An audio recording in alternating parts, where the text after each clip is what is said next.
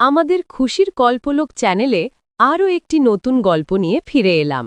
আজকের গল্পটি হল এক রাজকন্যা ও সোনালী পাখি।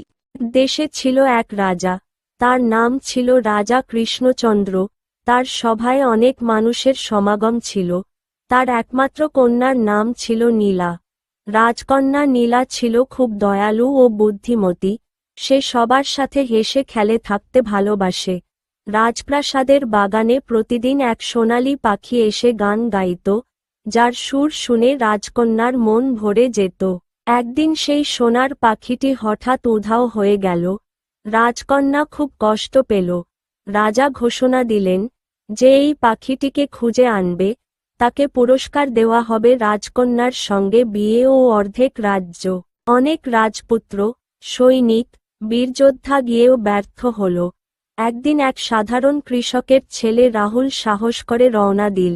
সে বনের ভেতর দিয়ে অনেক পথ চলল, অনেক দানব আর বিপদ পার হয়ে এক জাদুকরী গাছের কাছে পৌঁছাল। গাছটি কথা বলতে পারত।